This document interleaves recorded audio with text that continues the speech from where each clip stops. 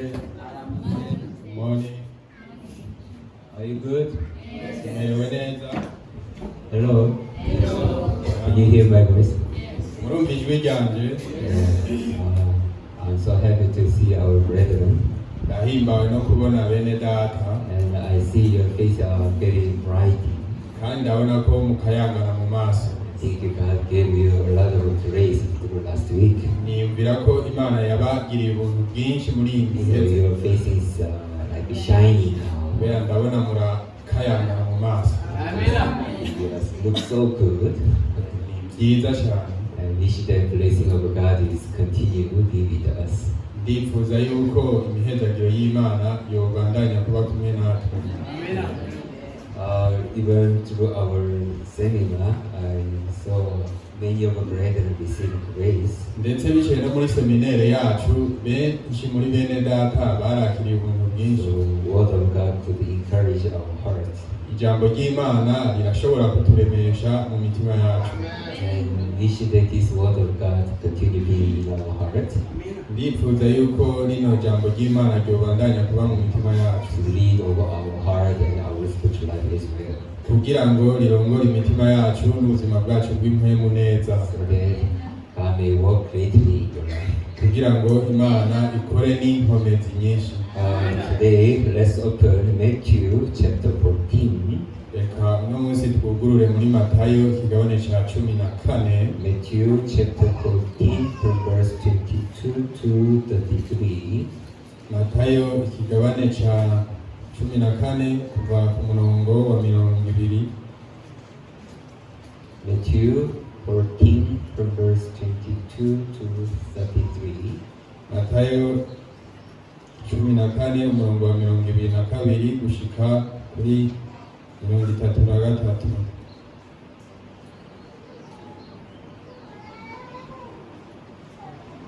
If you are ready, we read in Kirundi. Nimba mwashitseyo turasoma mu Kirundi. Yesu agendesha amaguru hejuru ku kiyaga. Uwo mwanya agobera abigishwa ngo batambukire mu bwato bitangire kujabuka hakurya, abanze gusezera ishengero. Ahejeje gusezera ishengero aduga umusozi gusenga yiherereye, bwagorovye ari wenyene gusa. Ariko ubwato bushitse hagati mu kiyaga, bari batamijwe n'imipfunda kuko umuyaga wari ubaturutse imbere. Umuteranyi agira kane aza aho bari agendesha amaguru hejuru ku kiyaga. Abigishwa bamubonye agendesha amaguru hejuru ku kiyaga basimbwa n'umutima bati ni gihume, baturishwa ubuku n'ubwoba. Uwo mwanya Yesu arababwira ati humura ni jewe, nimureke gutinya. Petero aramwishura ati mushinga ntahe, asangwa ari wewe mbarira nze aho uri ku mazi. Nawe ati ngo. Petero yururuka mu bwato agendesha amaguru ku mazi ngo aje aho Yesu ari. Abonye igihuhuta aratinya, atanguye kuroka arataka ati ntabara mugenzi. Buno Yesu aramvura ukuboko aramucakira aramubwira ati yewe ukwizera guke, niki cagukekeranishije? Buriye mu bwato umuyaga uraca. Abari mu bwato baramupfukamira bati ni kuri uri umwana w'Imana.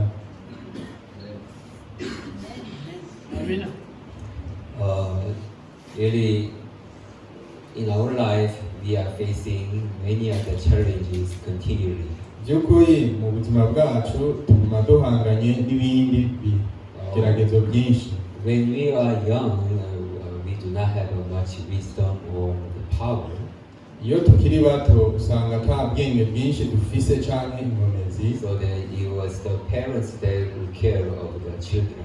nico gituma usanga abavyeyi aribo bitwararika iby'abana. Something that which they need, it is that they are not able to do by themselves. Ibyo bakeneye baba badashobora kubyikorera, So it is the parents who does for them. n'abavyeyi rero babibakorera. So after they have grown, Rero inyuma y'uko bakuze, there is the time that they begin to try and learn how to do. haba hariho umwanya rero baca batangura kwiga no kugerageza kubikora. In the beginning, when I'm trying to drive the car, Mu ntango igihe natangura kwiga kunyonga imodoka, really I was also scared about the car driving nari mfise ubwoba ku bijanye no kunyonga imodoka, because I was afraid of the accidents. kubera ko naratinya ibijanye n'impanuka. So always I was just watching how my father is driving the car, Rero misi yose nahora nama ndaba ingene papa atwara imodoka, but I never have a mind to try to drive it by myself. ariko sinari bwigere ngira ivyiyumviro vyo kubigerageza ubwanje. That's how I was grown until 17 years old, Uko niko nakuze gushika ku myaka 17, but I never tried even have a mind to drive the car. ariko sinari bwigere ngerageza canke ngo niyumvire gutwara imodoka. But one day I have a mind to sit on the side that where the handle is. Umunsi umwe rero naragerageje kugira ngo nicare ku ruhande hari frein à main, And I was just holding my handles and then turning this way and left side. nari mfashe ivora ngerageza guhindukiza hirya no hino, But I never started the engine. ariko sinari bwatse imodokari. After some days, I was sitting and then I was having a mind that let me start the car. Rero inyuma y'iminsi mikeyi nari nkunze kwicara ngaho ndagira ivyiyumviro ndavuga ati reka ndayatse, I never have minded to drive the car. ariko sinari bwagire ino ciyumviro cyo gutwara imodoka. I put my leg on the brake. Narashize ukuguru kwanje kw'ifire, I started the car engine, hama nca ndayatsa, and then I was feeling how is the car, the shaking of the car. rero naciye numva turning of the ingene handle. iriko irademara. So I was somehow like excited, Rero numva nishimye, but still I was having fear in my heart. ariko kuva ngifise ubwoba mu mutima, So I never tried even minded to change the gear to put in the drive. sinari bwigere ngerageza canke ngo niyumvire n'ingene nohindura ibitesi ngo ntware imodoka. The car that I had, not my father has, it was a manual car. Manual. Yari imodoka yo mu buryo bwa manuelle, And so it was just put in the neutral, and I was just enjoying. This is the car. yari atabitesi birimo, nico gituma numva nyene nezerewe no kuyitwara gutyo. It never moves the car if it is in the neutral. Ni ikihe atagitesi kirimo ntishobora kuva hino. But one day, after the Sunday, I have another heart. Ariko umunsi umwe naragize uwundi mutima, Let me go little bit forward and do the reverse. reka ngende gatoyi hama nce ngaruka inyuma. So I put the gear, first the gear, Rero naciye nshiramo igitesi ca and mbere, then I put on the accelerate slowly. hama nca ndashiramo akariro gakeyi. And then when I remove the clutch, Igihe nakurako kuri accelerateur, and car is going slowly. Let's go like 2-3 kilometers. umuduga waciye utangura kugenda buke buke And I was expecting, oh, it's going. hama nca ntangura kuvuga ati uriko uragenda. Okay, it's enough, stop. Ati birahagije hagarara. And then let's go back. Hama Put the subira inyuma. reverse. Hama nca ndashiramo igitesi cyo gusubira inyuma, Then I go back slowly. hama nca ndasubira inyuma buke buke. I succeeded. Ndabitoye. Let me try once more. Reka nze ngerageze irindi. And then I try again. Hama nca ndasubira ndagerageza. Front, slowly. Genda ku muvuduko muto. This is the way how car drives. Aha, kumbe uku niko imodoka zinyongwa. And then I put the reverse again and going back. nca ndashiramo gusubira inyuma nca ndasubira inyuma. That's how I tried like 10 times going front and reverse like this. Uko niko nagerageje nk'inshuro zisika 10 ngenda imbere nongera niga gusubira inyuma. After that I switch off the engine, turn off the engine. Inyuma yaho naciye nzimya imodoka. And then in my heart is very excited. Yeah. Rero icyo gihe mu mutima wanje nari numva nshima cyane ati nabitoye. After that, all of a sudden, my father found that I'm trying to drive in the car. Inyuma yaho umunsi umwe papa yasanze ndiko ndagerageza gutwara imodoka. So he just come and sit next to me. Amacaraza aca yicara mu ruhande rwanjye. And all of a sudden he told me, start engine. Bukwi nawe acarambwira ati imodoka. Father, are you serious? Ati papa mbe urashimitse? No problem. Ati nta ngorane. Start the engine. We yaze. Seriously? Nibyo? Yes. Yego. Don't worry. Ntugire ubwoba. I start. Amacanda Okay, yawe. let's go to the mountain. Ati reka tuduge hariya ku musozi. No, I cannot go there. Oya sinoshikayo. Because still I'm not, I don't know about the driving there. Kubera ntari bwamenye ibijyanye no kunyonga neza. My father told me, don't worry. Papa yaciye ambwira ati ntugire ikibazo. Just follow the law. Wewe kurikira amabwiriza. It's simple. Birasanzwe. Just follow road. Wewe kurikira ibarabara. Don't make the high speed. Doesn't need to make high speed. Just follow road first. Wewe kurikira ibarabara hama ntushiremo umuvuduko munini. I'm afraid. Ati nibyo ndafise ubwoba. Don't worry. Just follow road. Ntugire ubwoba, we kurikira Let's ibarabara. go. Tugende. That's how I was starting driving. Uko niko natanguye kunyonga. And then I holding a handle and then go slowly following the way. Naragiye buke. And you know, my house was on the mountain. Murabizi inzu yacu yari hejuru ku musozi. So there are many corners there which was having very deep hills. Rero hari amakona menshi uri kuramanuka mu musozi. So I was fearing, what if I mistake and this car go under the hill? Rero naguma mfise ubwoba mvuga ati mbe hamwe nohusha imodoka igacimanuka mu So I was very gatemba. scared about those things. Rero nari mfise ubwoba bw'ibyo. But because my father was there, Ariko kubera papa yariho, and I followed the guidance of my father. nakwirikiye uburongozi bwa papa. So when I going continually, Rero nabandanije ngenda. and he told me, he showed me how to do. Rero yaranyeretse ingene bikorwa. Okay, now keep on going. Ati bandanya ugenda. The moment that I tell you to turn the handle, you turn like this and like this, okay? Igihe nza kukubwira ntikata uraza gukata nkuku. Okay, I do. Yego. So when I try to go, continue. Igihe rero nagerageza kunyonga, Okay, from this point, you turn left. ati ubu katira ibubamfu. Some more left. Kata kandi ibubamfu. Okay, now you make it straight. Ati ubu tumbereza. Okay, this point you turn left, right, a little bit. Ubu katisha iburyo gatoyi. Some more. Kata kandi. And then you make it straight.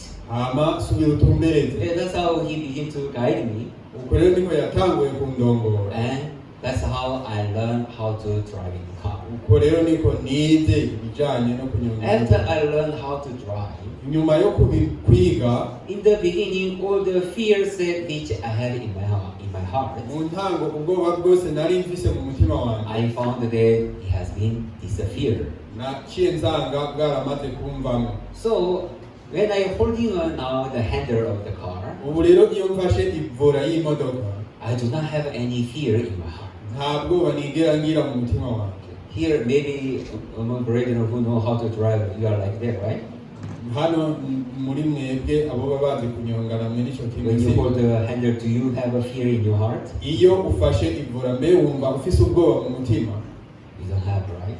But in the beginning, you start with the fear, right? Ariko mu ntango utangurana ubwoba. You feel like I am going to make an accident. Uba wumva umenga ugiye gukora impanuka. I feel like I am going to do the mistake. Ndetse wiyumva umenga urashobora gukora amakosa. So in the beginning, we start with the fear, but the moment that we go beyond that fear, later we found that this fear is no longer stays in our heart. Mu ntango biba twumva umenga dufise ubwoba, ariko iyo dutanguye tukabandanya dusanga ubwoba bwaraheze mu mutima. Isn't it? Sivyo? Even not only for the driving, even in your life, that is what is happening. Si mu bijanye no kunyonga imodoka gusa, ariko no mu buzima busanzwe nivyo biba. Yeah, mostly when we are facing on new things which we do not know. Kenshi iyo duhanganye n'ibintu tutari dusanzwe tuzi, we have the conflict in our heart with the fear and worries. turagira amatati mu mutima y'ubwoba n'amaganya. When I try this, what if I fail? If I fail and if I not able to do, then what other bad things will affect my life? Mbe hamwe notangura bino bintu hama nkananirwa, nibindi biki bibi byokurikira mu buzima bwanje? What if I fail? What will happen in the future? Hamwe nonanirwa, mbe nibiki bizoba muri kazoza? So always we are standing in front of new things with worries and fears. Misi yose duhagarara imbere y'ibintu bishasha dufise ubwoba n'amaganya. That is what make us not to go over those problem or challenges that we are facing in our Uko niko rero bituma tudashobora kuja kurengera izo ngorane canke imihigo dufise. So already the one day which makes people to dwell in a position, Misi yose ikintu gituma abantu bakora neza mu byicaro it barimo. is our worries and fears that we always have from our heart. Biva mu bijanye n'ubwoba n'amaganya tuba dufise mu mutima. But even our spiritual life is the same like that. Ariko no mu buzima bwacu bw'impwemu nico kimwe. Yeah, after we receive salvation, now the way that where God lead our life, Rero nyuma yo kwakira agakiza, inzira Imana iturongoreramo mu buzima bwacu it is to believing in God and to follow in faith. ni kwizera Imana no gukurikira mu buryo bwo kwizera. So when you follow God in faith, Iyo dukurikira Imana mu buryo bwo kwizera, though there are things which is great challenge or burdens in our life, naho hari ibintu usanga ari ibintu byo guhangana mu buzima bwacu, but once we have a faith, we are able to overcome. ariko iyo dufise ukwizera turashobora kubirengera. But if we do not have a faith, always we are not able to overcome and just cannot help to dwell in a one position. Iyo tudafise ukwizera naho ntidushobora kubirengera, kandi ngo tuguma mu kibanza kimwe. And always the reason is we are being afraid of that. Ingorane nuko imisi yose tuba dufise ubwoba We bw'ibi. have so many worries about that. Turafise amaganya menshi kubw'ibi. What if I try after I follow, but if I fail, if I become more difficult, then is it really good things for me? Mbe hamwe nogerageza nkananirwa, mbe vyoba ari vyiza kuri jewe. So always, though we believe in God, though we know the word of God, our way that how to follow God is not beyond those burdens and challenges. Imisi yose naho tugerageza gukurikira Imana, iyo tunaniwe canke dufise ibihe bigoye, ukwizera kwacu ntigushobora kuja kure yavyo. We made a certain line over the limit to follow way of God. Turaca umurongo nk'urugezo rw'ingene tugiye gukurikira Imana. So God, I follow up to this much. Ati Mana, ngiye kugukurikira kugera aho. I will do only this much. Nzokora ibi vyonyene. But beyond this, I'm really worried. I'm afraid of that to go beyond that. Ariko kure y'ivyo, kurenga ivyo, nta bindi ngiye gukora. Yeah, so though God is full of mightiness, but in our heart we do not have the same heart with God. Naho Imana yuzuye ubushobozi, twebwe ntituba dufise umutima umwe n'Imana. Yeah, really, what does Bible say? With God, nothing is impossible. By'ukuri Bibiliya iravuga yuko hamwe n'Imana nta kidashoboka. That is the one day which God shows His image to us. Uko niko Imana yerekana mu ishusho yayo kuri twebwe. Yeah, really, God say with Him nothing is impossible. By'ukuri Imana yaravuze ati hamwe na jewe nta kidashoboka. Yeah, that is the God that even whom we believe together. Kandi niyo Mana twizera. But problem is, in our heart, we have a certain limit of the line of the limitation. ariko ingorane nuko mu mitima yacu tuba dufise umurongo twaciye ujanye n'urugezo tugeza. So that the moment that when God is trying to fool us, we are following only up to the limit that which we made line. ku buryo n'igihe Imana igerageza kudukwega turakurikira gusa gushika kuri wa murongo twaca. So that though there are more other grace and blessing that which God prepared after those limits, rero naho haba hari imihezagiro myinshi Imana yateguye nyuma y'uwo murongo, but because we are not able to go over the line, we are not able to see the great works of God. ariko kubera tudashoboye kujabuka ujya murongo ntidushobora no kubona ubuntu bw'Imana bayarateguye. That is the limit of our thoughts. ubwo rero urugezo rw'ivyumviro byacu. This is the things which I can do up to ati here. ibi nibyo nshobora gukora gushika Up to this much I'm able. gushika aha nta bindi nshoboye. Up to this much I can give myself. gushika aha ndashobora Up kwitanga. to this much I can give my time. gushika aha ndashobora gutanga umwanya Up to wanjye. this much I can give my offering. gushika aha ndashobora gutanga amashikanwa. There are so many things that which we made the line to follow way of God. rero hari ibintu byinshi usanga twaraciye umurongo ku bijyanye no gukurikira inzira y'Imana. But the one which God says about himself in the Bible, he has no limit. ariko ibyo Imana ivuga biciye muri Bibiliya ivuga yuko atamupaka uhari. So anyone who follows way of God in faith, they shall see the glory of God. uwo ari we wese akurikiye inzira y'Imana arashobora kubona ubushobozi n'icyubahiro So by'Imana. God is fooling us to go beyond our worries or our fear that which in the limits. rero Imana yamirikira dukwega kugira ngo turenge kujya murongo twaciye, So that God is able to work greatly in our life. kugira ngo Imana ishobore gukora n'inkomezi birengeje mu buzima bwacu. When God began to read Abraham, igihe Imana yatangura kurongora Aburahamu, God told Abraham, just follow my word and go where I told you to go. Imana yabwiye Aburahamu ati wewe gusa kurikira ijambo ryanje hama uje iyo ndakurongoye So kuja. Abraham received word of God the way it is, and he left his father's house. Aburahamu rero yakiriye ijambo ry'Imana nk'uko riri aheba inzu ya se aragenda. And begin to go and follow the guidance of God without knowing where he's going. What will atangura happen. kugenda arongorwa n'uburongozi bw'Imana atazi iyo we ubwiwe ariko araja. Without knowing what will be happen. atazi ibizoba. Without knowing whether it will be very difficult and great challenge or his life become poor.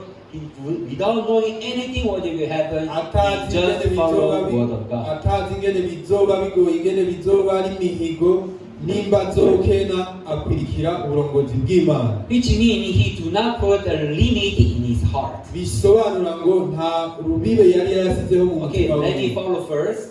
ati reka nkurikire ubwa mbere. But if it happen like this, then I will stop. ati hamwe bivyogenda uku nzoca If mpagarara. something happen badly, I will stop. hamwe hogira ikintu kibi kiba nzoca mpagarara. Abraham's heart do not have any limit, but he has the heart that to follow continually till God showed him the way. rero Aburahamu nta rubibe yari afise mu mutima we, ariko yari afise uno mutima wo gukurikira Imana gushikaho izomwereka inzira. Even when Abraham has his son Isaac. ndetse na Aburahamu yaragize uno muhungu wiwe Isaka. Really, his condition is not possible to have a son. ndetse mu bihe byiwe ntibyaboneka ko bishoboka ko When he is yobyara. 100 years old. igihe yari afise imyaka 100, When Sarah is 90 years old. Sara nawe amaze imyaka They are 90, very old, not able to have conceived even a baby. bari bashaje ku buryo batari bashobora gusama no kubyara umwana. But the one which the Bible say, though they know it is impossible, but their faith is not become weak. ariko ibyo birivuga ngo naho bari bashaje ukwizera kwabo ntikwari ukunyantege nke. That is what Bible testify about faith of Abraham. uko niko Bibiliya isobanura ibijyanye no kwizera kwa Aburahamu. They knew they are already over. It's impossible to conceive a baby, but their faith is not become weak. bari bazi yuko bashaje ku buryo atari gushobora gusama umwana, ariko ukwizera kwabo ntikwari ukunyantege nke. So through the verses, we are able to recognize heart of Abraham, they never put limits in their hearts. rero biciye muri iryo jambo turabona yuko mu mutima wa Aburahamu atarubibe rwari ruhari mu bijyanye no kwizera. Now it's impossible. Ati ubu ntibishoboka. Now it's too late. Ubu naracerewe. With our condition of a body, it is impossible to have a son, so now we shall give up. Bivanye n'ibihe ugusaza kw'imibiri yacu kugezemo ntibigishoboka. They never don't do like this. Ntibabyizera nk'uko. Their faith become more stronger in front of God. Ukwizera kwabo kwabaye ukuguma gukomera imbere y'Imana. No matter how it looks in their eyes. Ntacyo bivuze uko byaboneka mu maso yabo. Though they are sure according to their experience. Naho bari bazi neza bivanye n'uburambe The one bafite. which they believe is God, is the word of God, promise of God, not a condition there in their eyes. Icyo bari bizeye yari Imana n'isezerano ryayo atari ibyo babona bivanye n'amaso yabo. Yeah, that is how God is wanting to read of our life as well. Uko niko n'Imana rero ishaka kurongora ubuzima bwacu neza. So we have so many experience about this word. Ariko ingorane nuko dufise ibyo twabonye byinshi ku bijyanye n'ino. Though we listen the word of God and receive a promise of God. Naho twumva ijambo ry'Imana tukakira n'isezerano ryayo. Promise, we are believing in my own experience more than word of God. Ingorane nuko usanga turiko turizera cyane ibyo twabonye gusumba ijambo ry'Imana. So though God promised blessing for us. Naho Imana yadusezeraniye imihezagiro. Because we are trusting my experience more than the blessing of God. Ariko kubera ko twizigira cyane ibijyanye n'ibyo twabonye gusumba imihezagiro y'Imana. So then we are afraid, so we are not able to go beyond my own understanding or beyond our limits. Turagira ubwoba ku buryo tudashobora kuja kure y'ibyo tutahura cyangwa imbibe twashizeho. When God escaped Israel people from the Egypt, igihe Imana yakura abanyisirayeli muri Egiputa, there was a shortest way there to enter land of Canaan. hari ikibazo cy'uko bagiye kuja mu nzira ijikana. If God could lead Israel through the way of the Palestine, iyo Imana iza kubarongorera mu nzira y'Abafilisitiya, they could enter very shortly into land of Canaan. bari gushika i Kanani vuba na vuba. But God was not leading them to go through the way of the Palestine. Ariko Imana ntiyabarongoreye mu guca mu nzira ica mu Bafilisitiya. Because God worried that when Israel people sees the war, they are afraid and they will go back to Egypt again. Kubera ko yari izi yuko igihe bari kubona uruhome bari kugira ubwoba bagaca basubira muri Egiputa. That's why God led them to go through the wilderness. Nico gituma Imana yabarongoreye guca mu bugaragwa. Because if they are afraid of war, sure they don't want to go continue but to go back to Egypt. Kubera ko igihe bari kugira ubwoba ku bijyanye na rujya ruhome ntibari gushobora kubandanya ahubwo bari guca biyumvira gusubira muri Egiputa. Because even our hearts, naco kimwe no mu mitima yacu, we are very weak for the scaredness or being afraid of something. Turabanyantege nke cyane ku bijyanye n'ubwoba. So when we try to go somewhere, if we got afraid, really we are not willing to go and try. Iyo tugerageza kuja ahantu hama tukagira ubwoba by'ukuri tuca ducika intege zo kugerageza. I have a time there to go to Seychelles, country called Seychelles. Hari igihe niyumviriye kuja muri Seychelles. It is a small island country. Ni akazinga gatoyi k'igihugu. Do you know where the Seychelles is? Murazi aho Seychelles iri? It's near the East Africa. Ni hafi yo muri Afrika y'Ubuseruko. It is a beautiful country. Ni igihugu ciza cyane. Many people go there for the holidays. Benshi barajayo mu bijanye n'uturuhuko two muri weekend. So even because of business, I have been there like 3-4 days for business trip. Ndetse najewe ku bijanye n'urucuruzwa naragiyeyo mu minsi mike. Well, one day was the holiday. Ariko umunsi umwe hari muri bihe by'akaruhuko. So I was thinking, what am I going to do? Rero nari mfise ubwoba ati ngiye Just to gukora stay at the hotel is boring. mbengiye kuguma muri hoteli gusa ubundi So I was birambiwe. thinking, should I go round the trip of this whole island of the Seychelles? Mbe noba ndazunguruka naho kino kizinga ca Seychelles. But that time I was alone. Ariko ico gihe nari jenyene. So without knowing anywhere, just to go alone, is it good? Is it safe?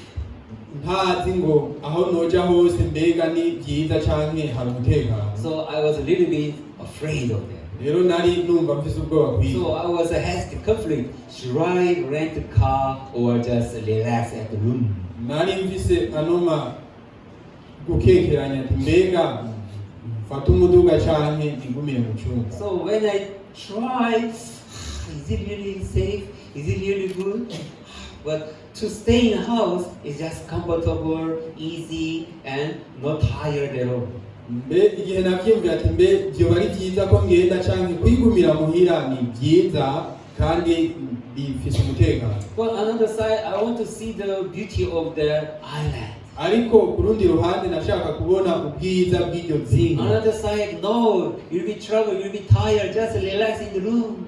Urundi ruhande uraza kugira ibibazo, uraza kuruha ni wigumire mu cyumba. So two hearts is against one another. Rero imitima ibiri yari kiragwana. So I was thinking deeply. Rero ndiyumvira byimbitse. Yeah, it is a new experience that now I'm trying to do it. Ati ni amagerageza mashasha ndiko ndagerageza gukora ubu. Yeah, driving alone without knowing, yeah, it might be challenging for you. Gutwara imodoka jenyene ntazi birashobora kumbera ikibazo. But if you do, you'll gain something.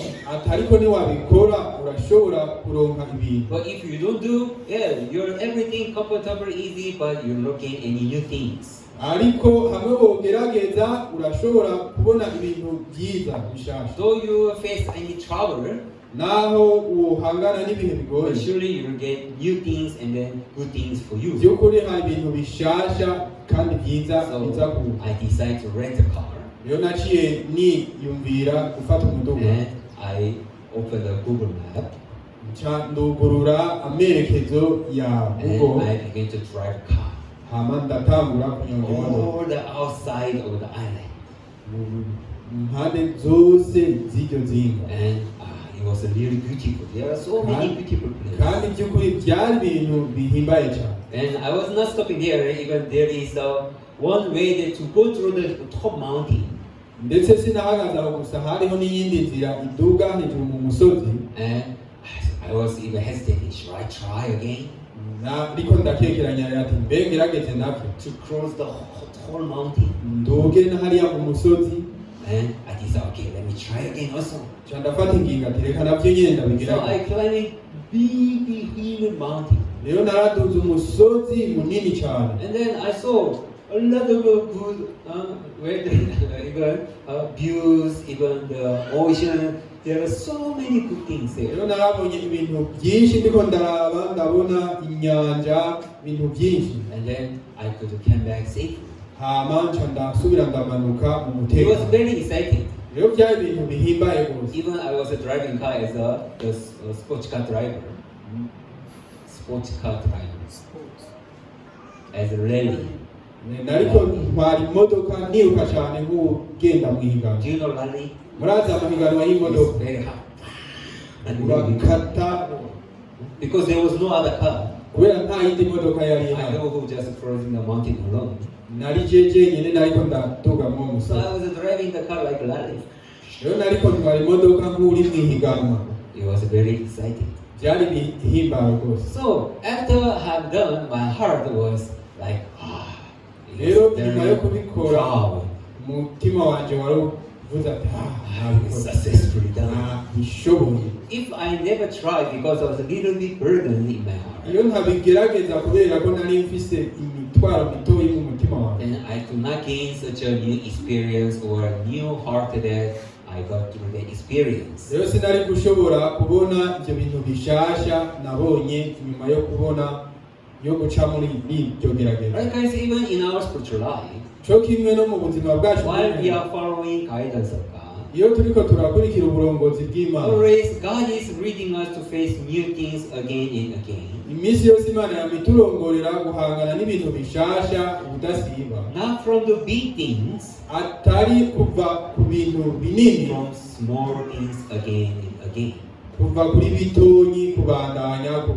Yeah, that's how God is leading us to go through it and to face another burden, another challenge again, and make us to go through again and again, continue. Uko niko Imana iturongorera kubicamo duhangana n'akanje, duhangana n'ikije. Yeah, those is like it is a big challenge and big burden state which we cannot go through it. Naho bibone kumenga ni imihigo, ibintu bigoye tudashobora gucamo, But God is not the one who just make us to sit down and to fall down. ariko Imana siyituma twicara ngo tunanirwe. Like when Israel entered into the land of Ghana, Cyo kimwe n'Abanyisirayeli igihe binjira mu gihugu cy'i the Kanani, first city they which they against is the Jericho. igisagara cya mbere bagwanye naco bari ab'i Yeriko. Such a big and strong city. Cyari igisagara kinini kandi gikomeye. So they wonder how can they against this city of Jericho. Rero baragize amaganya y'ingene bagiye kurwana na kino gisagara cy'i Yeriko. But God told them, no, do not worry, I will destroy it. Imana ariko irababwira ati ntimugire amaganya ndaza kukirandura. When they look at themselves, they do not know even how to fight. Igihe biraba ntibari bazi n'ingene So they bogwana. are scared, they are wondering. Rero bari bumva baganya, But the way which God told them, ariko inzira Imana yabibabwiyemo each every day, buri munsi just Israel people go around over the Jericho city. kwari ukuzunguruka igisagara cy'i Yeriko.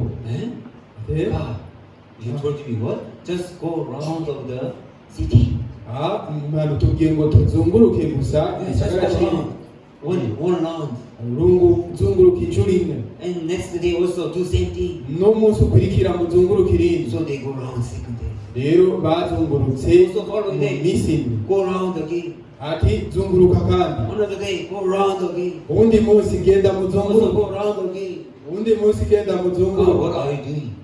Mana turiko dukora Just going around, continue every day like this, every day like this. kugenda nzunguruka gusa buri munsi Yeah, continue, just go around. bandanye uzunguruka. Is it the way they can against this Jericho? Iyi niyo nzira by'ukuri yo kurwanya kino Yeah, gisagara. don't worry, just do what I'm telling you. Ntugire amaganya, we kora nkuko nakubwiye. And on the seventh day, Hama ku munsi ugira indwi go around 7 times. usubire uzunguruke. And the moment that I tell you to shout, Hama igihe nzokubwira nti vuze akaruru, just shout. uzovuze akaruru. Just shout it. Mwama akaruru God, gusa. are you serious? Mana mbe urashimitse? Yeah. Yes. Just do what I'm telling you. Wewe kora nkuko nakubwiye. Okay, that's easy. That's easy. Rero biroroshe Go biroroshe. around 7 times, Barazunguruka inshuro ndwi, and then they can shout. aca barakoma induru. What happened? Habaye iki? When they shout, Igihe bakoma induru, just more. You wake up now. All the city of Jericho is collapsed. igisagara cy'i Yeriko cyose cyaciye gisenyuka. They never use their hands. Ntibigeze bakoresha amaboko yabo. They never use any materials. Nta n'igikoresho na kimwe bakoresheje. Only what they use is mouth. Icyo bakoresheje gusa mu minwa. And big, strong city Jericho collapsed. Igisagara kinini gikomeye cy'i Yeriko cyaciye gisenyuka. That's how they saw. Uko niko babibonye. God who is with us. Ati Imana iri kumwe natwe. He is the full of mightiness. Iruzuye ubushobozi. God was not pushing Israel to holding weapons and to beat them and to kill them. God was not leading them Imana to that. ntiyasunitse Abanyisirayeli gufata ibigwanisho ngo bagwane. In the beginning, God led them to see how God is full of mightiness. Mu ntango Imana yabarongoreye kubona ingene Imana yuzuye ubushobozi. And makes them to believe in God. hama ibagira n'abatushobora made kwizera. Israel people to have a faith in God.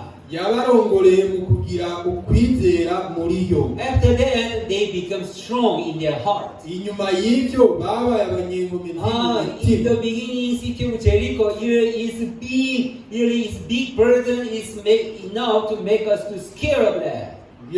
Nivyo igisagara cy'Yeriko ni kinini coshobora kudutera ubwoba. But after they saw how God works for them, Ariko inyuma y'uko babonye ingene Imana yabakoreye, again to facing themselves in front of a wall, it was no longer a problem in the heart of Israel. byasubiye kuba ingorane guhagarara imbere y'intambara mu mitima yabo. Yeah, that's how God lead Israel people to go beyond their fear, afraid, and burden, and to stand on the faith. Uko rero niko Imana yarongoreye abanyisirayeli kuja kurenga urubibe rw'imitwaro n'ibintu byari bibateye ubwoba. Right, guys, even when God read of our life, cyo kimwe n'abanyisirayeli igihe Imana irongora imitima God yabo, is not pushing us to face such a big thing from the beginning. Imana ntiduhatira guhangana na bijya bintu binini bikomeye kuva mu ntambwe, But from the small thing, He lead us to overcome one by one, and make us to stand in faith and believing in Him. ariko kuva ku bintu bito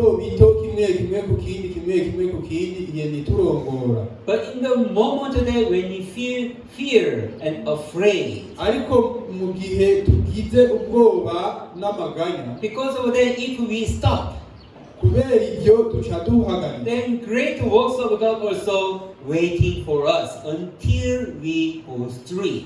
hama ubushobozi buhambaye bw'Imana buca buturindira gushika umunsi tuzofata ingingo yo kubandanya. Brethren, are we together around something about? Bene data, mbe turi kumwe ku byo ndiko ndavuga?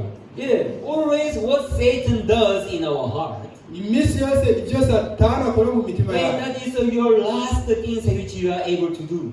ati ibi nibyo bintu byawe bya nyuma ushoboye gukora. But if you go after that, Ariko niwaja hirya y'ibi, you will be in big trouble. uzoja mu bihe bigoye cyane, You will have another big challenge in your heart. uzogira izindi ngorane uhangana nazo mu buzima, Even you may be failed, ndetse uzonananirwa, so that you become more difficult. hama uce mu bihe bigoye cyane, You will struggle and suffer a lot.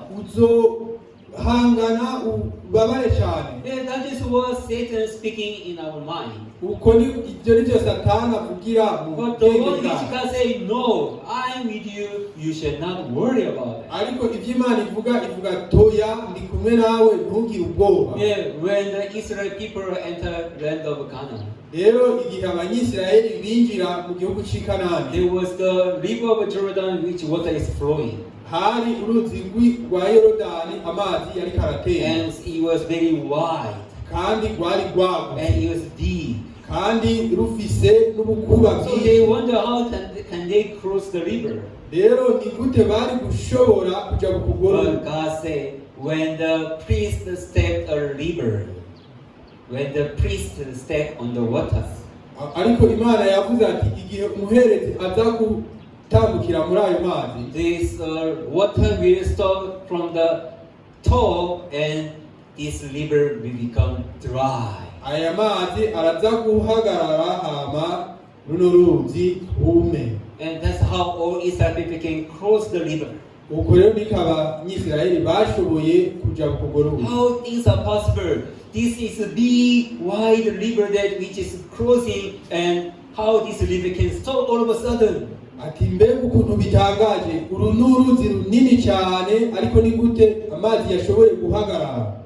How things are possible. Ibi No, bishoboka if ko- we keep on going, will everyone sink down and will die. Oya, hamwe twobandanya buri wese araza gutwarwa hama dupfe. God, if you make it dry, we can cross. Hamwe wobigerageza mana turashobora kujabuka ugumishije. But the one which can say, no, you step water, then you will begin to dry. Ariko Imana yababwiye ati wewe honyora mu mazi hama haraza guca huma. You move first, and it shall be happen.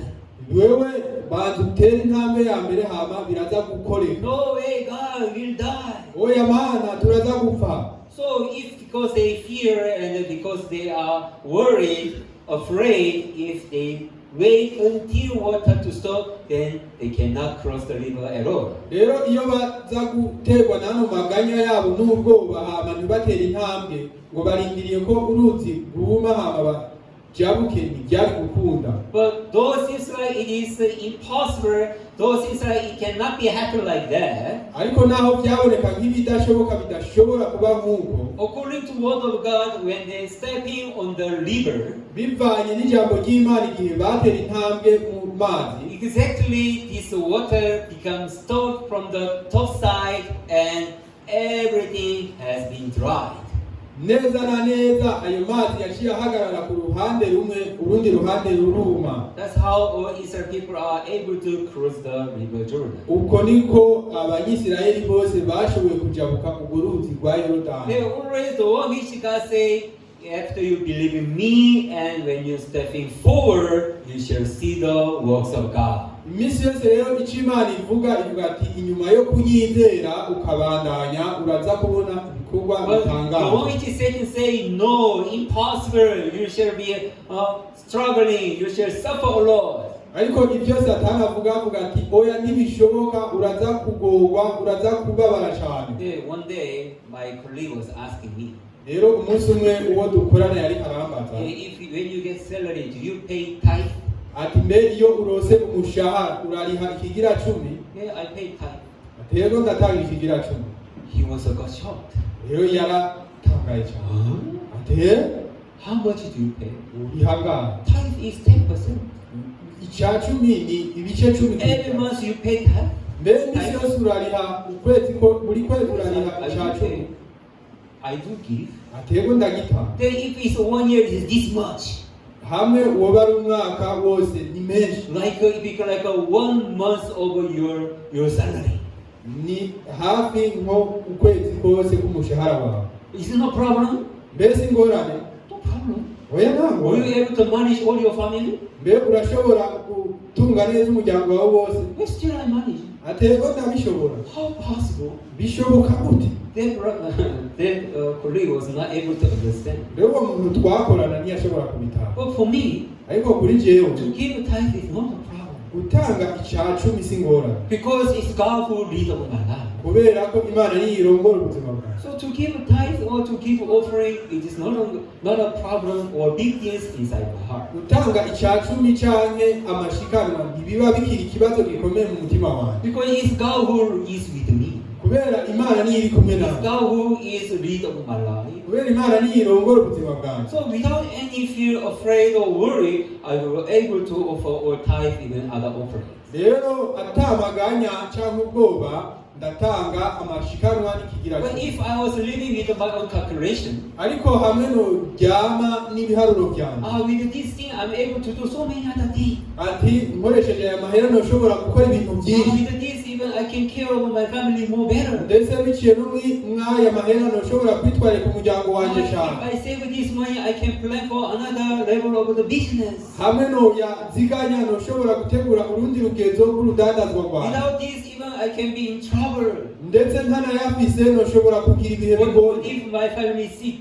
Mbe hamwe umuryango wanjye wogwara. What if I face a big challenge? Mbe hamwe nohura n'ibihe bigoye cyane. And without money, how can I manage my life? Ntafise amahera ni gute notunganya If ubuzima I bwawe. was managing my life according to my own calculation with my own limits, hamwe nari kuvuga ngo ntunganye ubuzima bwanjye n'ibiharuro byanjye n'imbibe zanjye, really I am living a life that holding each everything in my life. nari kubaho ubuzima by'ukuri ngumbiriye buri kintu cyose I mu must buzima keep bwanjye. it. Even this I must keep it. Ati nibi reka ndabibike. Even this one I must save it. Reka nibi ndabibike. Yeah, so in my heart, really, I put everything in my limitation. By'ukuri ibintu byose nari guca ndabishira mu mbibe zanjye. I'm not able to live life there to give. Sinari gushobora kubaho ubuzima But Bible say the one who give bless them the one who receive. ariko birivuga ngo gutanga bizana umugisha kuruta guhabwa. Well, as long as I put myself in limit, rero nishize mu bihe by'imbibe, I cannot live life according to word of God. sinari gushobora kubaho ubuzima bivanye n'ijambo ry'Imana. But the word which the Bible say to us, ariko icyo Bibiliya itubwira, once we receive salvation, inyuma yo kwakira we agakiza are united with God. tuba dufatanye n'Imana. We became one with God. Twacitse umwe n'Imana. And with God, nothing is impossible. Kandi hamwe n'Imana nta kidashoboka. Brethren, God do not have any limits. Bene data rero ntimugire imbibe. Through us, He is able to fulfill every will that He planned. Biciye muri twebwe irashobora gushitsa integuro yayo yose. So that we are able to experience great works of God in our life. Kugira ngo dushobore kubona ibikorwa bitangaje by'Imana mu buzima bwacu. But what makes God not to work in my life? Ariko ni iki gituma Imana idakorera mu buzima It bwacu? is the limits that which I created through my own thoughts. Ni imbibe nashizeho biciye mu byiyumviro byanjye. Limit that which I created through my experience. Imbibe nashizeho biciye mu burambe bw'ibyo. Limit that which I made through my worries and fears. Imbibe nashizeho biciye mu maganya yanjye n'ubwoba. It is the one that makes us to dwell in one position. Nibyo bituma tuguma mu kibanza kimwe. As I said a long time ago, Nkuko nabivuze mu after byashize, we receive salvation, inyuma yo kwakira agakiza we have to grow in faith. dutegerezwa gukura mu That kwizera. is the way that how God read over our spiritual life. Uko niko Imana irongora ubuzima bwacu. Not to stay as baby, Ntituguma turi nk'abana, but to grow as adults. ahubwo dukura nk'abantu bakuze. Do you understand what I'm saying? Murabitahura. So once we receive salvation, Rero inyuma yo kwakira when we agakiza are young, turi bato, young in faith, turi bato mu kwizera. but God never just leave us stay alone like this, young in faith. Ariko Imana ntiyaturetse ngo tugume uku turi bato mu He kwizera. lead us to become strong in faith, Yaturongoreye kuba abanyenkomezi mu so that kwizera, our faith grow slowly by slowly, kugira ngo ukwizera kwacu gukure buke buke, and able to multiply 100, 60, even 30 in our life. kugira ngo kubandanye kwigwiza 160 n'akarenga mu buzima bwacu. So always God lead us to face another challenge, another burden in our spiritual life. Kugira ngo tubandanye duhangana n'indi mihigo mu buzima bwacu bw'impwemu. In the beginning we are weak, so we might have worries. Nivyo mu ntango turi abanyantege nke kandi This turashobora is my kumenya limit. ati uru nirwo rugezo This is the ngeza. only which I can do. Ibi nivyo nshobora Yeah, gukora, I can do this much. nivyo nshobora gukora kugeza aho. But God never just leave us alone. Okay, that is your limit, so I'll not ask you again. Ariko Imana ntiturekera aho ngo nivyo ngo nirwo rugezo rwawe ndakurekeye. God is never do that. Imana si Do kubikora. not worry, I'm with you. Ati ntugire amaganya ndi So kumwe then nawe. you go through that. Nibi uzobicamo, And you go another level. uzoshika no ku rundi And you rugezo, go another next level. uzoshika no ku rundi rugezo rwo hejuru. So continually God lead us to develop our faith, Ubudasiba rero Imana iguma iturongorera mu gukuza ukwizera, so that He make us to carry much things for the works of gospel. kugira ngo itume twikorera ibintu byinshi And kubwo make us- ijambo ry'ubutumwa bwiza, Make us strong enough to handle all the works of gospel in our kugira ngo life. itugire abanyenkomezi bihagije bo kwitwararika ibintu byose by'ubuzima bw'impwemu. Yeah, that's how He make us to grow continually. Uko rero niko igenda idukuza umunsi ku And wundi. remember one movie. Ndibuka ifilime imwe, The movie name is Facing the Giants. iyo filime ivuga ku guhangana n'ikigatanya. It's a story of American football. Ni inkuru ijyanye n'umupira w'amaguru wo muri It's Amerika. similar like rugby. Bimeze nka rugby. Do you know the American football? Murazi mbega umupira w'amaguru w'abanyamerika, They move some yards. How many yards that they are moving? baharura intambuko bagenda batambuka. In a full time, they must move some limit of the yard so that they can get another opportunity to move another level like this. Mu ntango baba bafise intambuko bategerezwa gushikira, hanyuma mu nyuma bakagenda bongera ku zindi. Yeah, so it is a movie that story of how the coach came in and training their team. Bijanye n'ingene umutoza yaje hanyuma atangura kubatoza. So one day the coach was calling all the players. Umunsi umwe rero umutoza yarika ahamagara abakinyi bose. Okay, today you carry your police and move 50 yards. ati Carry the police and then you move 50 yards. ati ubu ni wikorera imitwaro yawe hama utambuke intambuko 50. And every people say that, oh, my police are very heavy, even 30 yards is impossible. Hama umwe yariko aravuga ati jewe imitwaro yanje ni iraremereye cyane, ni intambuko 30 ni nyinshi. 1 yard is like 90 centimeter, 91, 92 centimeter. Intambuko imwe ni nka masantimetero 90. So 30 yard is about 28 meters like that. Rero intambuko 50 zari nka masantimetero nka metero 28 29 gutyo. So they are thinking that impossible. How can you go up to 50 yards? Even 30 yards is very tired. Rero bariko barimvira ati ukuntu bigoye mbe ni gute byoshoboka ko tugira intambuko 50 mbere na 30 ni nyinshi. So he called one of the center back player. Rero yaciye ahamagara umukinyi umwe yari hagati. Okay, we'll see how many yards that you can carry your police. Ati rero ubu reka turabe intambuko wewe ushobora kugira n'umutwaro wawe. Because I do not want to make you to give up in the middle. Rero kubera ko ntashaka kuza kunanirirwa hagati. So I wish to close your eyes. Nshaka ko uhumiriza. So he tied his eyes with the cloth. Rero yaciye apfunga amaso yiwe n'igitambara. And then making him to carry his police. Hama aca aramuremeka imitwaro yiwe. So that time he just kneel down. Ico gihe yari afukamye hasi. And with 2 hands and with the 2 legs he began to carry his police. Hamwe n'amaboko abiri n'amaguru yiwe acatangura kugenda. At the first he was moving well. Okay. Mu ntango yagenda neza. So he was keep on moving, but he get tired slowly by slowly. Rero yari agenda aruha buke. And so continuing keep now it is enough. I think it is already 30 yards. Aragenda ati ubu ndarushe nibaza ko ngeze nko ku ntambwe 50. But coach is saying no, still far. You have to keep moving. You have to keep moving. Ariko umutoza kumubwira turashari kure bandanye ugenda. I can't. I think he's already reached the 30 yards. Ati sindabishobora ndibaza yuko namaze gushika ku ntambwe 50. Not yet. You have to keep a move. Keep a move. Atani haragera bandanye ugenda. So the coach was pushing him continue to keep moving. Rero umutoza yaguma amusunikira kubandanya agenda. Ati ntuhagarike. Never give up. Ntuzuhebe. Move. Bandanye utera intambwe. You promised that you never give up. Waransezeraniye kutazo kwigera uhagarika. You can do it. Keep on move. Keep on move. Rero ashobora kubikora bandanye ugenda. No, it's impossible. My hands is burning. Ati oya ntibishoboka umutwe wanje uri kuraka. It's very hard. Biragoye cyane. Yeah, I know, but you have to move. Still not yet.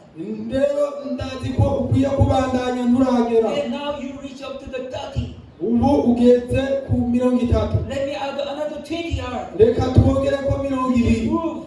Ubu urashobora Try 50 yards. bandanya urashobora kugera ku 50. Bandanye izindi Continue moving. Arabandanya. And then lastly he just fell down. Hama maherezo acaragwa. And coach was saying like this. Umutoza yasharavuga. Untie your clothes. Ati niwe bohore mu And maso. see where you are. Urabe aho washitse. When you untie the clothes. Igihe yakura ko gitambara Do mu you know maso. where he was reached? Mbe murazi intambwe yaragezeko. He reached 100 yards. Yageze ku ntambuko 100 From end to end. kuva ku ntango gushika ku mpera. Coach will say, you carry colleague who are 140 pounds. Ati ubu wikoreye umutwaro w'intambuko 100. And you have all the energy to reach up to 100 yards. Kandi urafise inguvu zose zigushikana ku ntambuko 100. But your thoughts, Ariko ibyumviro byawe, your mind, umutwe wawe, even 30 yards is difficult. n'intambuko 30 zirakugoye. 50 impossible. 30 ntizishoboka. So coach is saying, do not lock yourself in your limit thoughts. umutoza yaje aramubwira ati ntuze wigere wiyugarira mu mbibe zawe. And the colleague say, coach, I have wanted to tell you. Hama uwo mukinyi aca aravuga ati umutoza ndafise ikintu nshaka kukubwira. I am not 140 pounds. Ati sindi uwashikwije intambuko ijana. I am 160 pounds. Ati nakwije intambuko ijana na 60. Yeah, all players is so clear. Abakinyi bose barabibona neza. What makes them to do under their limits? None ni kubera iki iki gituma bakora God, they have ability. Nawe ese ubushobozi. But they are thought, it's impossible. I can't do. Who can do this like that? Ntibishoboka sinshobora kubikora. It is the one that makes them not to go beyond their limits. Ivyo nivyo bituma badashobora kuja hirya y'imbibe zabo. Even the story that we read today. Ndetse n'inkuru twasomye uyu Yes, munsi. the disciples was alone to go through the ocean. Abatumwa bari bonyene bariko baraja ku kiyaga. There are big storms, heavy storms, and then all big waves was there. Hari imifunda myinshi n'amabuye byari ngaho. And they saw someone is going through the water, walking on the water. Rero baciye babona umuntu yari karatambuka. It's a ghost! It's a ghost! Ati n'umuzimu. How such a man can walk on the water? Mbere gute umuntu ashobora gutambuka ku mazi? When someone come closer, ariko igihe yabegera they found that it is Jesus. baciye babona yari Yesu. So Peter was asking, Rero Petero acavuga, Lord, are you the Jesus? ati mbere ni wowe Yesu gamana? Yes, I am Jesus. Yego ni Jesu. If you are the Lord, can you make me able to walk on the water? Ati hamwe wowe uriwe mbe nanje nyemerera ntambuke ku mazi. Yes, come. Ate ingoro. So Peter is the one who could step on the water. Rero Petero yaciye ashira ukuguru mu mazi. He was worried. Aca atangura gutambuka. Can I really walk? Aca atangura kumvira ati mbere notambuka. Okay, let me try. Reka ngerageze. Aca arashiramo ukuguru. I'm able to walk. Ndashobora gutambuka. You're amazing. Jesus, do you see? Yesu urabibona?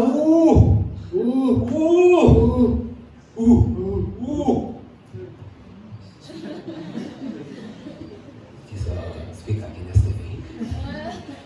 Oh, Jesus! Yes! Yes, even I walk on the water! Yesu birashoboka. Hallelujah! When you're looking at the big wave. Ariko igihe yaraba imifunda minini yarije. This big wave! Jesus! Yesu ibindi binini. He was afraid. Yaragize ubwoba. And immediately sink into the water. Aca aribira mu mazi. Jesus said, hey Peter. Yesu asharavuga ati we. Why your face is so weak? Ati mbe ukuntu kwizera kwawe ari guke. The moment that he believed in Jesus, igihe yari yizera Yesu, he became a man who was able to walk on the water. Yacitse umuntu ashobora gutambuka. The moment that he saw the big wave and accepted those fear in his heart. Ariko igihe yabona imifunda minini agaca yakira ubwo bwoba mu mutima wiwe. Again sink into the water. Yaciye atwarwa mu mazi. Peter is a very fleshy man.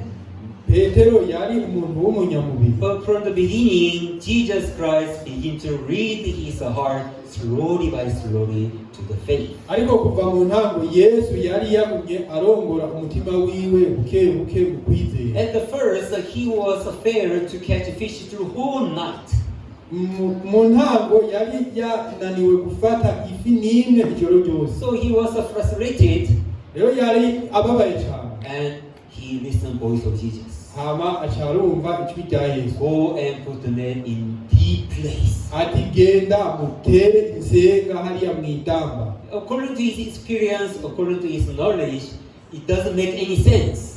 Ku bijyanye n'ibyazi n'ubumenyi bwiwe ntibyumvikana. But he relied on the word of God. Ariko yarisunze ijambo ry'Imana rya And Yesu. he put the net in the deep place. Hama acaragenda aratera insenga mu And kiyaga. found that he catch a lot of fishes. achasanga bafashe amafi menshi. That's how Jesus began to lead Peter to stand on the face slowly by slowly. Uko rero niko Yesu yagiye arongorera Petero mu guhagarara mu kwizera buke buke buke. And then later he became such a great person to preach the gospel so powerfully. Hanyuma inyuma yaho yarabaye umuntu ahambaye cyane yigisha ubutumwa n'inkomezi cyane. Likewise, even now, brother, in your life, ndetse cyo kimwe natwe bene data ubu muzima bwawe. Jesus is leading you to facing challenges slowly by slowly, again and again, until we become strong. Yesu aguma arongorera abashasha guhangana mu kwizera gushika tubaye abanyemuneza. So then later you became a person who are able to carry great works of the gospel in your life. Kugira ngo inyuma yaho tuzoshobore kuba abantu dushobora kwikorera ibikorwa bikomeye kubw'ubutumwa bwiza. Because of the situation that what you are facing, ariko kubera ibihe uhanganye because of the fears and worries that you have in your heart, kubera ubwoba n'amaganya ufite mu mutima wawe, if you hesitate and just dwell in a position, igihe ukegeranya ku bijanye n'ikibanza uhagaze, even the works of God is waiting till you go through this. ndetse n'ibikorwa by'Imana biba birindiriye yuko usubira gutera intambwe ubanda. Yeah, really, the way how God leads your life, we have to think about this. Rero by'ukuri uburyo Imana irongora mu buzima bwawe utegetswa kubyiyumvira. Sometimes you might have these thoughts. Ati rimwe na rimwe turagira kino kintu. Until when am I have to live like this? Mbe ni gushika ryari nzobaho? Until when am I have to face this burden? Mbe ni gushika ryari nzohangana n'iyi? Until when am I going to live in this kind of difficulties? Mbe ni gushika ryari nzoba mu ngorane nk'iyi? It is a big burden. By'ukuri n'imitwaro It's a great challenge for me. n'imihigo ikomeye Impossible. n'ibishoboka. I cannot do it. Sinshobora I kubikora. cannot go beyond this. Sinshobora kuja hirya ya bino. There will be many kinds of thoughts that arose in our heart. Ibyiyumviro byinshi rero biguma byiburuka mu mitima yawe. Brethren, one thing that we have to remember, ariko bene data ikintu dukwiye kwibuka kimwe, God that who is with us, Imana iri kumwe natwe He do not have any limit. nta bibe na rumwe ifise. God that who is for us, Imana yacu He never stop works for us, ntiyigera ihagarika kudukorera, so that He leads slowly by slowly. kugira ngo ibandanye iturongora buke buke Once buke. you go once, twice, 3 times, 4 times, igihe tujabutse kimwe, inshuro ya kabiri, inshuro ya gatatu, even our faith can grow stronger and stronger and stronger. n'ukwizera kwacu kurakura gukomera. And next time when you go there, same way that where God lead you, you never feel, it's difficulties. No, it is easy things that which I can carry.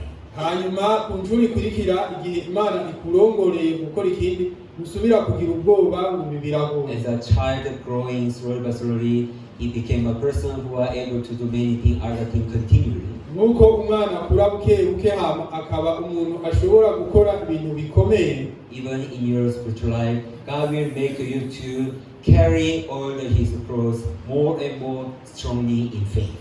Ndetse no mu buzima bwawe bw'impuhwe Imana izogukuza itume uba umuntu ushobora kwikorera umusaraba wawe udasiba kubw'ukwizera. So each every moment you shall see the glory of God and grace of God and blessing of God in your life. Kandi iminsi yose muzobona ubuntu bw'Imana, ugukora kw'Imana n'ibikorwa byawe bihambaye.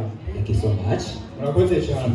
Let's pray. Ndangije hano reka dusenge. Dear Heavenly Father, Mana data yo mwijuru, we are so much thankful for your mercy and grace. by'ukuri turashima cyane kubw'impuhwe zawe n'ubuntu. After salvation, really you want to lead us to grow in faith strongly.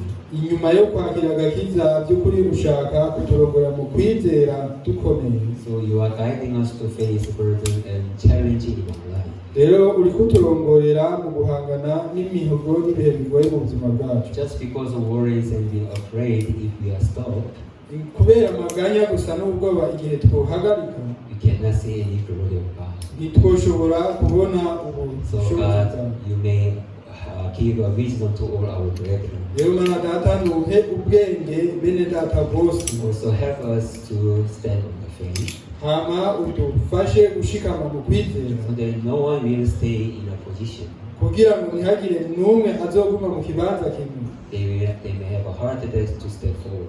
Barashobora kugira umutima wo gutera intambwe. So that they may enter into another level of the faith. Kugira ngo binjire mu rundi rugezo rwo kwizera. So that they may glorify your name through happinesses. Kugira ngo baze bashire izina hejuru ryawe mu munezero. And they will testify your great works that you have done in their life. Hama bazoshinga intahe z'ibikorwa bihambaye wakoze mu buzima bwabo. So God, you may read all our brethren in Burundi. Mana data n'urongore bene data rwose mu I Burundi. believe that you are going to make them strong in faith. Ndizera ko uzobagira abanyenkomezi cyane mu They kwizera. may carry their cross more strongly in faith. Hama bazokwikorera imisaraba yabo n'inkomezi mu kwizera. And your glory will be full over this church. Hama icyubahiro cyawe kizoshitswa muri rino shengero. God, I pray for any brethren who are facing challenging. Mana ndasengera buri mwene data wese ahanganye n'ibihe bigoye. God, with you, nothing is impossible. Mana hamwe nawe nta kidashoboka. Although now it seems like it is a big challenge for them. Naho uyu munsi biboneka nk'ibintu bigoye cyane kuri bo. But I believe that through your grace, through your works, they may eventually overcome. Ariko ndizera ko biciye mu ijambo ryawe n'ibikorwa byawe bazobirengera. So that they may enter into the faith again. Kugira ngo babandanye binjira mu kwizera. Thank you for today. Turagushimiye kubw'uyu munsi. Pray in the name of Jesus Christ. Tubisenze mu izina rya Yesu Kristo. Thank you. Murakoze.